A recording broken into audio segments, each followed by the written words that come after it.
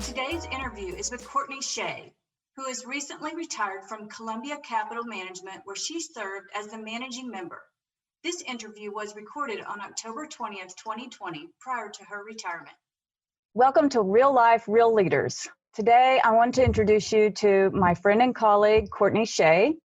Courtney is the managing member of Columbia Capital Management. She also serves on a public board, a private corporate board, and some nonprofit boards. So Courtney, welcome to the program. Hi, thank you so much, Bonnie. Nice of you to have me today. So glad you're here. So we want to talk a little bit about your career today. So I'd love to hear just, you've had a great career. You have a lot of big, important things happening even today. So I would love to just hear, what are you doing today? Tell us about your company. Tell us about how you got here. So right from college on. Okay. Well, Columbia Capital Management is an independent municipal advisory firm. It was formed in 1996 and is based right in Overland Park, Kansas, where you are today. What we do is we work with state and local governments, advising them on bond issues, strategic planning, investment of bond proceeds, and basically other corporate governance issues. My major clients are based here in Chicago, where I am, and I work with people like the state of Illinois, the city of Chicago, Chicago Public Schools, Chicago Park District, Cook County, other very large issuers trying to help them solve their problems. And given the current pandemic, most of my clients really do have a lot of problems because they're trying to do less with more. So it's been a really challenging environment these last 6 months. But a little bit about my career. I've been in the municipal finance industry since 1985 when I went to New York and started work for Drexel Burnham after I finished my JD MBA at University of Chicago. And I've worked for some very large firms. I've worked for some smaller firms. I worked for the first female-owned investment banking firm on Wall Street called Artemis Capital. And I was a shareholder there. I also had the pleasure of working for Muriel Siebert, who was the first woman on the New York Stock Exchange. So I've had some great women mentors along the way. And what I consider to be a very male-dominated field in New York finance and Wall Street. But I was very blessed to have those mentors. Yes, I'm sure that is a male-dominated industry, and I'm sure you've had some challenges along that line. Talk about that a little bit. Have you had some instances where, you felt discriminated against as a woman as you were working in finance industry? I don't think I would say I felt as much discriminated as maybe pushed aside. I think when I started in the industry in 1985, my training class on Wall Street consisted of 100 MBAs. There were 6 women. 3 of them didn't make it through training. In the old days, it was sort of you wanted to marry an investment banker, not be an investment banker. So I was sort of, kind of pushed aside, taken for granted, didn't think I was going to be there for a very long time. I worked at Citigroup, for example, and, brought in a huge piece of business and should have been paid for it. And they basically said, we want your income to be more steady and, we're not going to give you this big spike in income at this point, which was appropriate. And I'm sure no male would have stood for. So I left. So if you look at my career trajectory, I've worked for a number of different firms. But I felt that in order for me to get ahead and be taken seriously, sometimes, I had to march to my own drummer, which is very different than a lot of women who, might have said I had a good corporate job on Wall Street.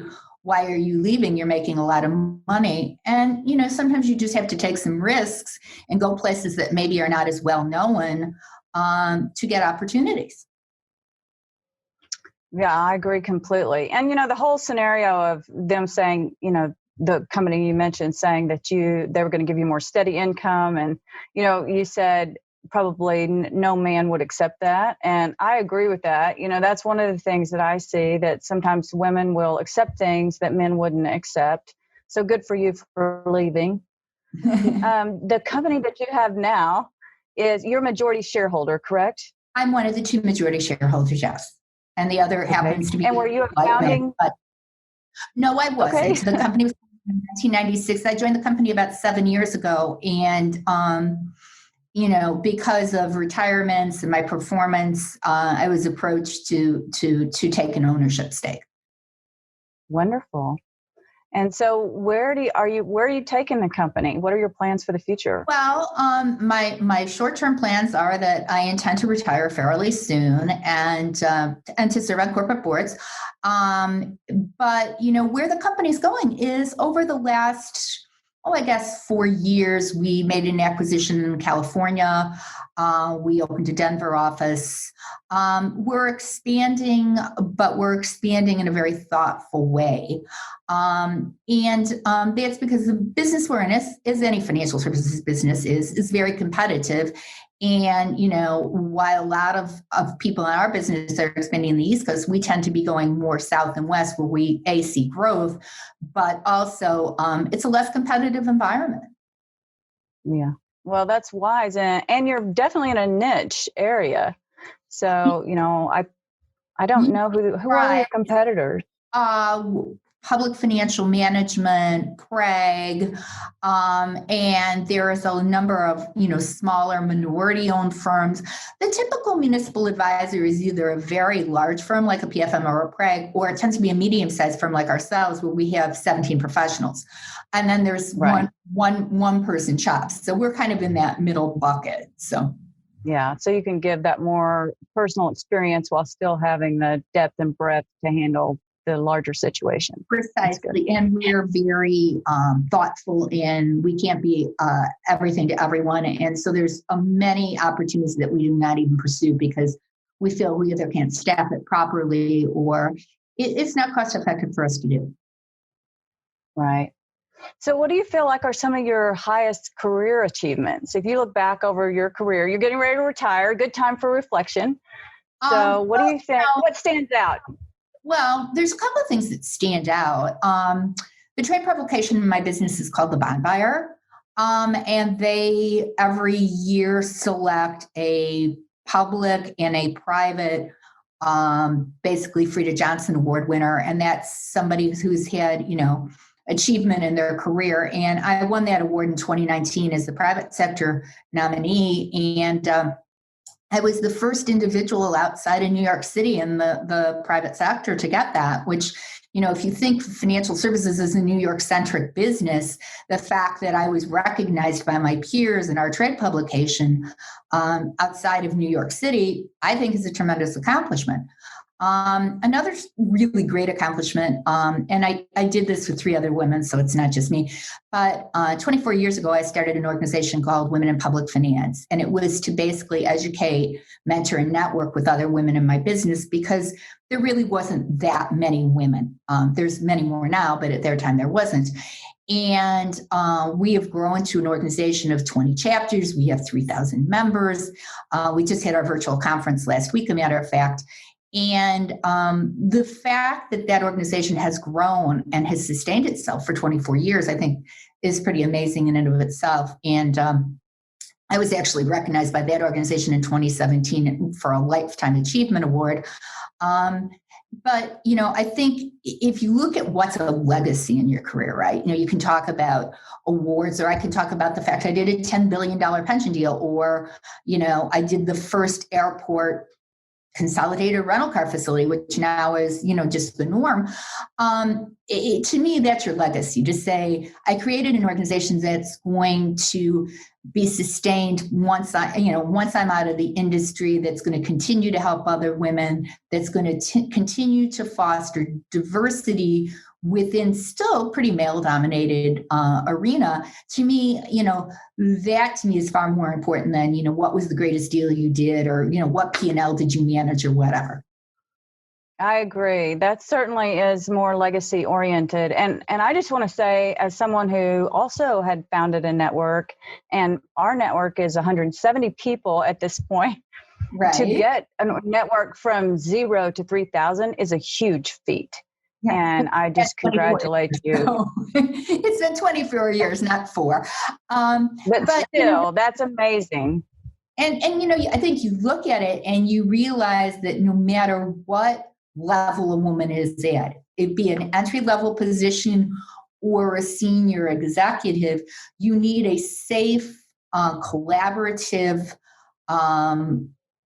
fostering environment to be able to, have the ability to talk to other women and get their input and know that maybe you're not the only one that might be struggling with an issue, or basically you're dealing with the same problem as someone else. And one of the things that we haven't quite gotten to yet, and I'm no longer in leadership, we have a whole board and everything like that, is one of the issues that I've always grappled with is trying to find some kind of forum to exchange compensation information, because I think women would be surprised the differentiation between compensation in the same industry, in the same title, either geographically or by firm. And I think, if people know what their worth is, that they can make more of an informed decision about if they want to stay in that environment or they don't. I agree. Yeah, we need some sort of index that's sort of, industry wide that would give us those statistics. That would be very helpful in every industry. Exactly. To have that to compare and to know, not, male and female, what is the norm for that particular role. That'd be very helpful. Yes. Today's podcast is brought to you by EDA, a human capital firm that provides leadership development for your top of the house executives. One of our services is C-suite and executive coaching. If you think about professional sports, every player has a coach, even at the highest levels. Coaches help us maximize our strengths and achieve our true potential. And just like professional athletes, even the best of the corporate leaders need and can benefit from a coach. Through executive coaching, the tenured coaches at EDA will help you set your vision, analyze strengths, identify opportunities, and eliminate obstacles. If you're interested in coaching for yourself or some of your leaders, please reach out to learn more at www.executivedevelopment.com. So as you think back then about the most difficult times, I mean, we've all been through times when maybe we didn't think we could keep going, or when it was just extremely hard. What stands out in your career as some of the hardest times that you went through? I think it's honestly, maybe having gotten fired and having to regroup and pick yourself up and act like nothing happened. I mean, you have to sit there and say, okay, why did this happen? And sometimes it's not your fault. Sometimes it is your fault, but it's a learning experience. And just to say, okay, it happened, I'm moving on. And in one particular case, I was let go. I was supposed to be going to in my job, I had to go to the Democratic and the national conventions, Democratic and Republican. And I was scheduled to go to a convention, and it was like, I have the room, I'm going, everything's paid for, but I went with no job, with no business cards. And it's like, but you're not going to go and get the next job if you can't do that. And, I was at the time 32 years old and got on a plane. And, if you think about that, when you're in your 50s, you have a different level of confidence than when you're in your 30s. And it was a very difficult thing for me to do. And I mean, I think the other thing is my mom was probably my greatest mentor. My mom was the only woman in her law school graduating class, and I was born 4 hours and 12 minutes after she got her law degree. And she's the first woman at a major law firm in Chicago, first woman associate. And when my mom passed away of pancreatic cancer, it was, I was an adult, but it was still devastating because I had always had, my own personal cheerleader who said, you don't even know what it's like, what difficulty was, and that was really hard.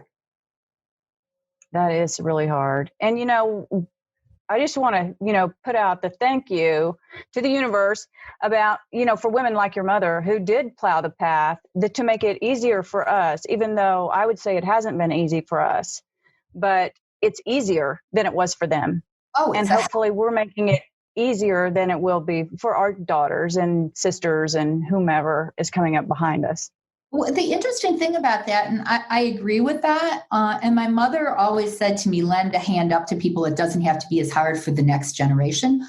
But I think, sometimes I think that younger women just don't recognize, because things are much more equal now, kind of what not only that generation has gone through, but, women who are in their 50s and 60s have gone through, because I think a lot of us just put blinders on and trudged ahead without complaint.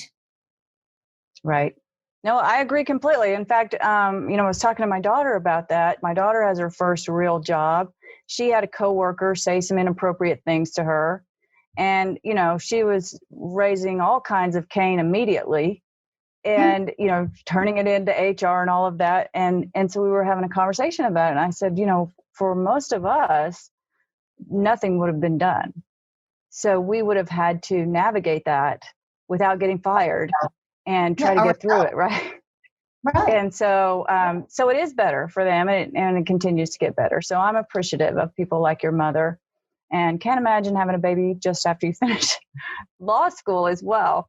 Yep. Let me go back to the other one. So first of all, thank you for telling us that you were fired. I have another person who's a board chair of some big public boards, and he said, if you haven't been fired, you probably haven't really lived yet.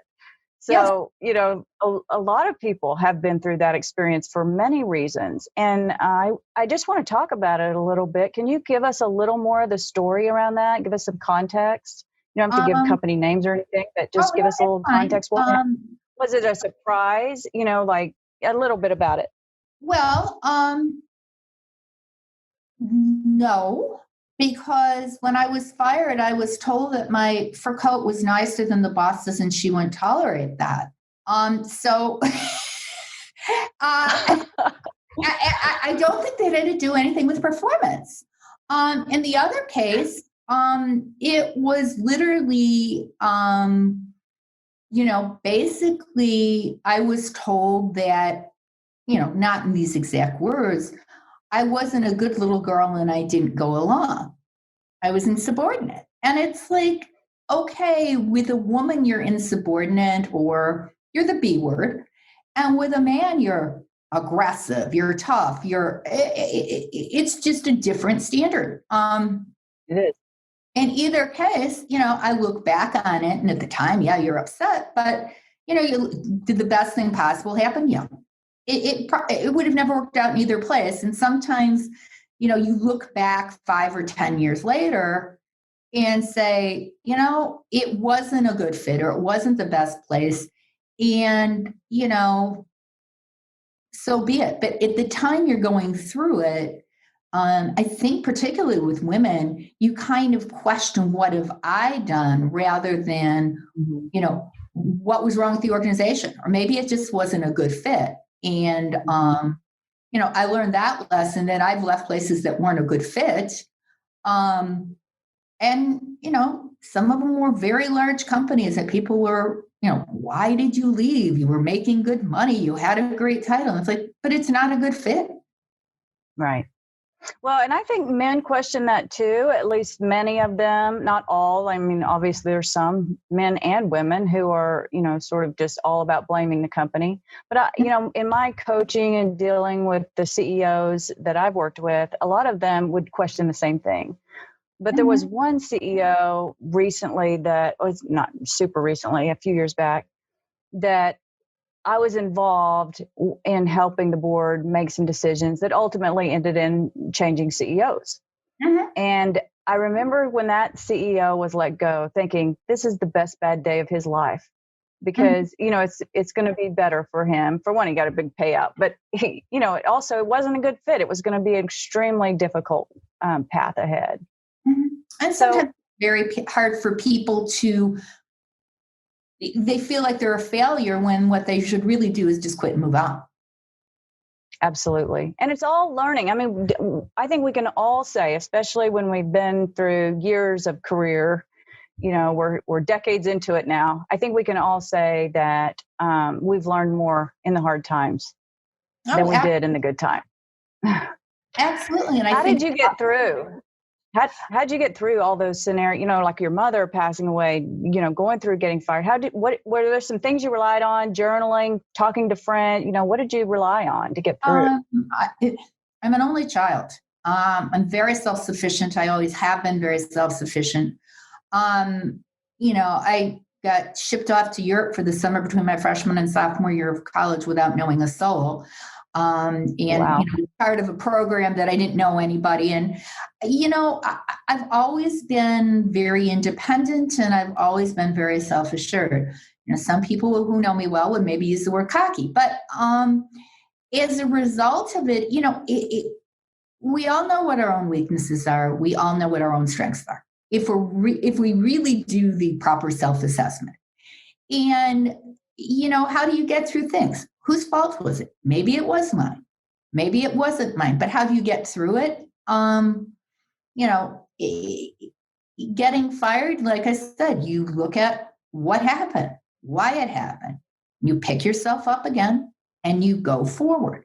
You don't wallow in it. You just move on. And I have told so many people, particularly, as we look at the country now and everybody's getting riffed and all this other stuff and there's going to be lots of people that we know that are going to lose jobs because of the pandemic, period. Correct. Is it their fault? Yeah. And you have to assess, okay, what's my skill set? If I'm a 55-year-old woman and I've always done A, is that a skill set that's going to be needed or wanted anymore? How do I reinvent myself? And I can't tell you how many discussions I've had with women I know the last 6 months. This is your time for self-reflection. This is your time. Do you really want to go back and do what you've done for the last 30 years? And, some people agree. are not in a position to maybe make a change economically, but for those I'm like, do you really want to keep, going to work every day and doing something you don't like? Exactly. Well, and I say the same thing about companies is that it's a perfect time for them to look at their vision and, what their strategy, because in the past, maybe they didn't want to do that because it was working, even though they were using maybe legacy systems or old school style. But today, if they keep doing that, they're going to fail, period. So it's the perfect time to reimagine the future, both personally and corporately. Exactly. I do want to bring out the point that you said, though. You're ready to go to these conventions. Obviously, you get fired in between booking and going. And so you went anyway. I think that's a really good point. Well, the point of the matter is this. All my clients were going to be there. You work for this company and you have this business card. You work for that company, you have that business card. My client base is stayed the same for 35 years. And so, at the end of the day, why wouldn't I have gone? The company that let me go it never dawned on them that all this had been paid for. It never, I think, dawned on them that I'd actually get on a plane and go, I'm sure. And it's one of those things that, I walked out and I had, 3 job offers. It was just sort of like XYZ let me go. And, I'm going to be looking for a job, but I'm here this week, and a couple of people are like, wait, what did you say? Like, we want to talk to you. And I found who were the most helpful of my clients at that point. I had one particular client comes to mind, and it was a male, and he had 4 daughters, and he was like, literally like, who do you want to talk to? Who do I have to call? And he was very high up where, people returned his calls instantaneously, and I consider him to be a mentor. And, and I think mentors are something that they change over time. There's a core group of people that are going to be your mentors through life. But, I think of that person at that point in time, and I probably haven't talked to them in 10 years. It doesn't mean that they weren't a mentor at that point in time. It's just it's a fluid situation. But I think it's having, as a person, the self-confidence to say, I'm good at what I do. I know what I'm doing. And, it just didn't work.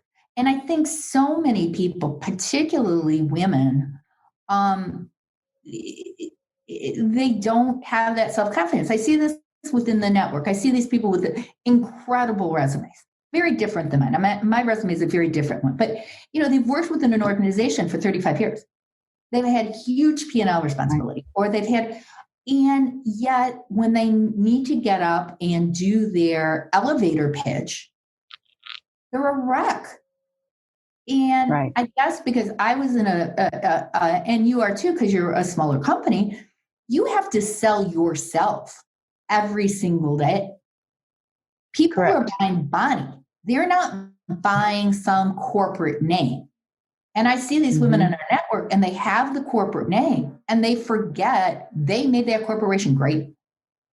Mm-hmm. That's a really great point. So our network, for our listeners, is it's the women execs on boards. So all of the women in the network have been through governance programs at Harvard. And these are extremely high-level women. And they, I remember we were doing board pitches in front of one of the nation's top board recruiters. And, we were all pitching in Boston and just practicing, telling, so that we all knew about each other. And at the end, the board recruiter stands up and he says, "I still don't know what you all did." And so he said to someone, he goes, said their name, "Tell us, what did you do? How much revenue? Where did you," she had started a financial firm. And she said they did hedge funds. I believe it was hedge funds. Anyway, she said, "Well, we have $3 billion under management and we're in 16 countries." And he goes, "Start with that. And, I'll follow you out of the elevator." So you're right. Women, I think, do have sometimes a harder time getting it out there. I have a follow-up on that, because we all know who we're talking about. And I after my program, tracked him down because I was going to talk to him. This is part of what I paid for. And when we finally tracked down, he essentially said to me, "Well, I don't get what you do, and I don't think you're ever going to get on a board." He was pretty much that blunt with me. And I said, "That's really interesting, because I just got elected to a NASDAQ board on Friday."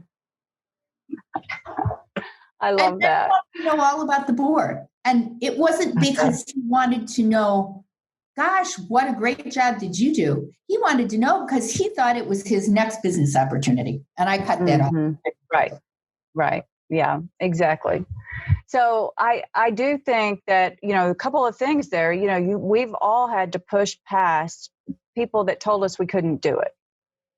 Absolutely. So, if I'm thinking about some of the points from your story, you've pushed past things that didn't do it. You've been in an environment where there were not a lot of women, and you plowed through that anyway.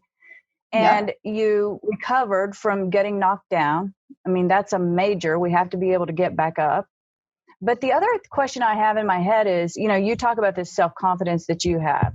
And, I agree with you that most of us are more confident in our 50s and 60s than we were in our 30s. I certainly have grown in confidence every year.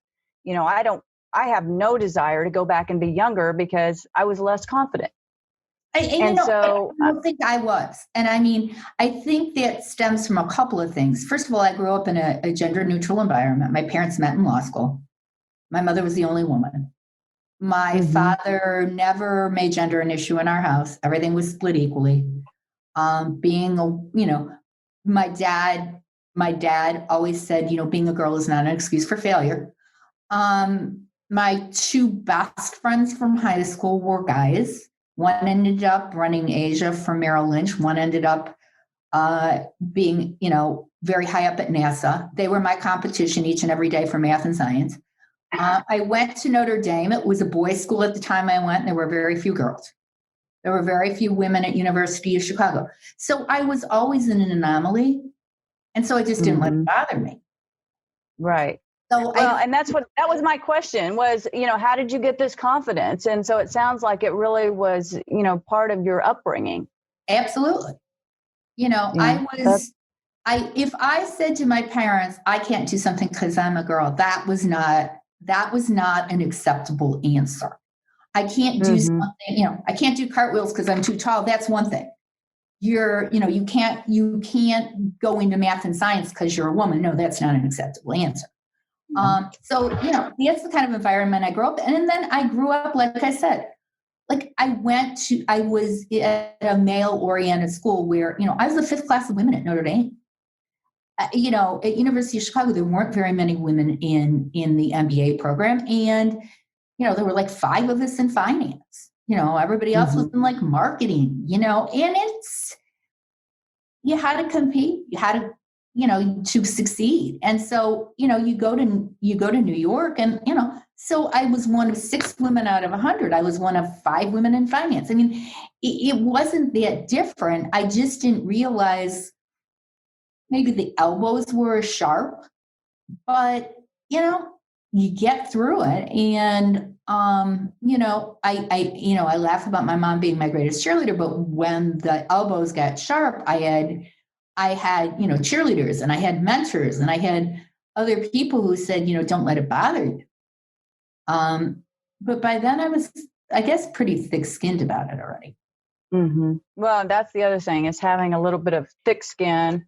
One of the things the analogy I use is be like Teflon, let it slide right off. Like, just keep going. Because people are going to say hurtful things. Well, when I was at Drexel Burnham and I was in the business, this is 1987. So I'm 2 years in, and they have decided to promote a male to vice president that was a year older than me, but I knew I had more revenue. And I walked, my boss said, next year will be your year. And I went home and I thought about it. I said, no, I'm going to put everything down on a yellow legal pad of why I should have been promoted. And I went back in the next day and I said, I brought in more revenue.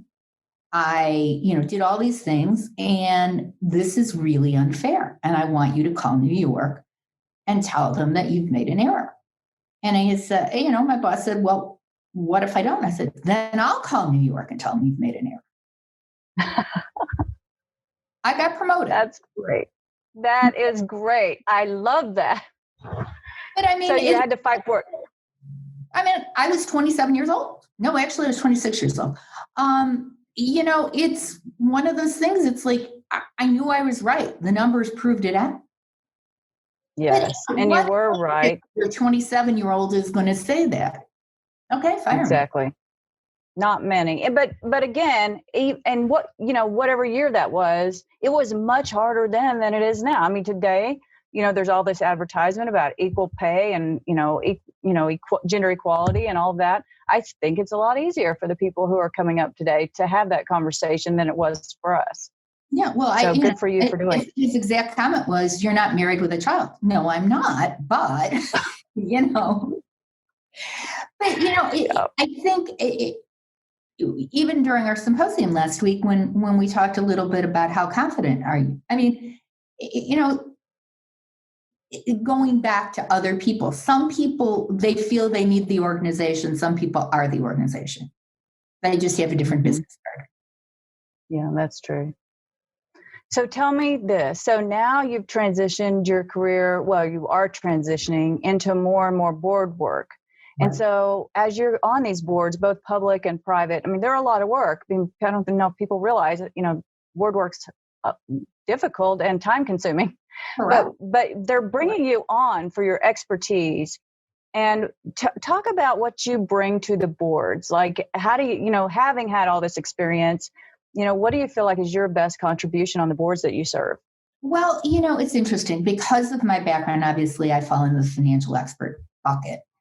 But, I think probably my best skill set is actually figuring out and problem solving. I mean, most of my clients throughout, people didn't hire me if it was easy. People hired me because they had financial problems. And I think it's the strategic thinking, but how do you get out of a problem that the corporation may have? And my first public board I walked into, and, essentially I was put on the audit committee, and, it's a matter of public record. We were delisted within 60 days of me getting on the board. We got relisted, but it was a challenge. And I kind of took leadership on that. Our audit chairman wasn't really interested in taking leadership because he was too busy. And I don't blame him for that. It's just, it wasn't what he signed on for. And I've been on that board, 18 months. And, they made me audit committee chairman because of the leadership that I took. And I think that's, it's the strategic thought process and how are we going to get from here to there. I think that's what I bring. I mean, you have lots of people who are financial experts, but there's a lot of people that, in an oversight basis, want to step back a little bit too much. And sometimes that internal people do need not only a fresh set of eyes, but a fresh set of ears to say, this is my problem. And you communally as a board have 150 years of business experience. Can we do it better? Can we do it smarter? Right. So I hear one of the things that you're bringing to the table is your ability to sort of, like you said, when you saw that you weren't promoted back in your career, you zeroed in on the core points.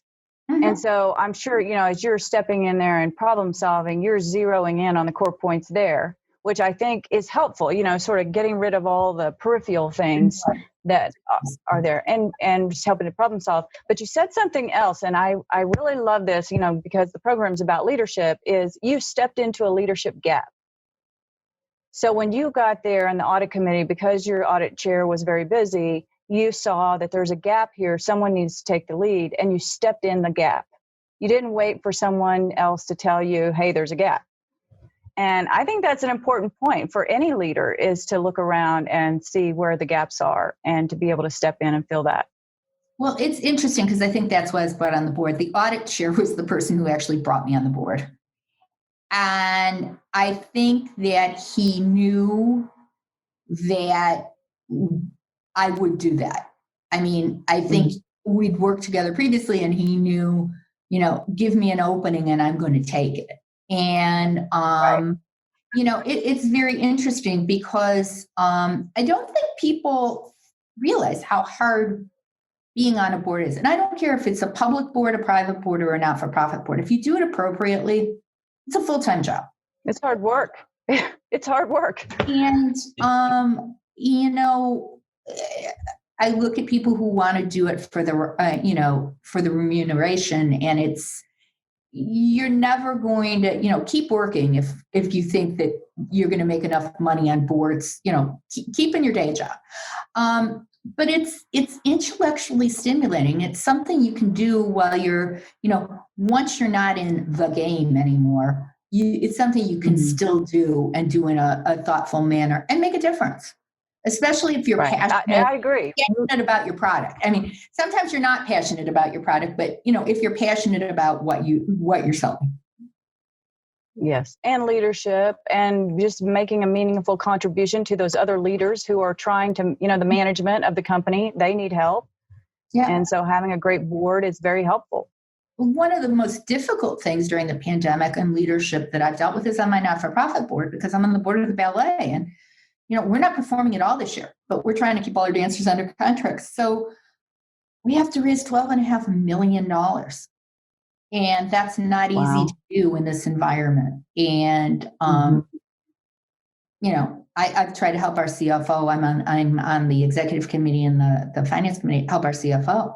And, that's something that, it's a not-for-profit, but I'm literally passionate about that. It's like, I know you can't see the forest through the trees, but you still need the arts.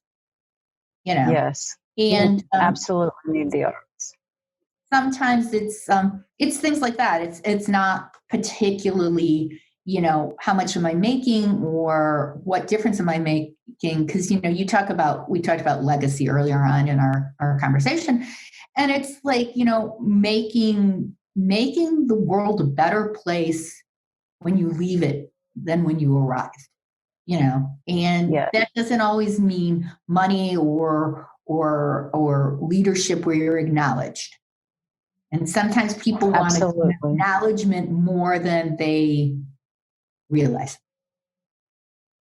Yes. And, one of the things that I think about leadership is that it's really, if you're truly a leader, it's really not about you. It's about them. And so, if you're doing it because it's about you, you're going into leadership for the wrong reasons. I encourage you to be an expert instead, in something else, because leadership's really about giving back to others and, making sure that they're successful. So that's good. And I'm glad you're doing the work with the symphony, because we do need the arts. I think we need them probably more than ever right now. We have a lot of people who are struggling through the pandemic, and, creativity and the arts help us through things like this. Exactly. So I'm glad you're doing that. So let's, as we come to a close, I would love for you to tell us if there's any just advice that you would give to people. I mean, there's been a lot of advice through the program, but, anything you'd like to say to people who are still in the game, still climbing? Sure. What would you say, knowing from you've learned from your career? I say this to everyone. And when I got the award in New York, I needed to speak for like 8 minutes, believe it or not. And my thought is, you've got to take risk. Because if you don't take risk, you never know how much you can actually achieve. Mm-hmm. Yeah, I agree. And it takes a lot of courage, that leadership courage, in order to take the risk at times. Right. And I think the one thing, like with our network or the women's organization I started, I think that you can take risk because if you have a network, a cohort of people that are going to support you, even if you fail, it's a lot easier to take the risk, because if you fail, you're not going to wallow in it, because there's people there that are going to say, but you tried and that was great. Mm-hmm. And if you succeed, you can bring others along with you. So it's a win-win. It is a win-win. And having that support is core. Mm-hmm. With, some group of support, because, in our network, we say we're 100% committed to each other's success. Right. And that means when someone gets knocked down, we're going to surround you and do what we can to help. Right. Even if that's just encouragement. I've gone through some personal things in the last few years, and like a divorce. And I had network members texting me and saying, hey, I'm here. Do you need to talk? Do you need to stay at my guest house? You just support. And right. I think that's an important point. Men and women, we need a support group that are there with us. Oh, absolutely. And I think what that does is it allows you to take those risks, because the fear of failure is not isolation. And I think that that's where women are very different than men. Men will take risks, and when they fail, they don't have a support network of other men. They might have their families. But with women are much more supportive. And I think that comes from men are competitive and women are collaborative. That's true. That's exactly how I describe it myself. I agree. And we know how to do it. One of the things that we said when we first started the network was, we already know how to do this as women. Right. If our neighbor's child is sick, we know, like, hey, do you need some food? Well, you want me to bring dinner? We know how to do this. So because we've been doing it for decades and throughout our history. So anyway, thank you so much for coming on the program. I've loved hearing your story, and I appreciate your candor and being willing to share with the audience all about your career. And we wish you great success in your continued board roles. Well, thank you so much for having me, Bonnie. Appreciate it, and best of luck. A special thank you to our listeners for taking time to tune in to this week's Real Life, Real Leaders podcast. We hope today's story inspired you. Check out previous episodes on the podcast to hear from more industry leaders, and check back next week as we speak to another leader and hear his or her great stories of triumphs and messy struggles. If you enjoyed the podcast, please rate, subscribe, and share. I'm Bonnie Hageman, and I look forward to sharing more with you next week.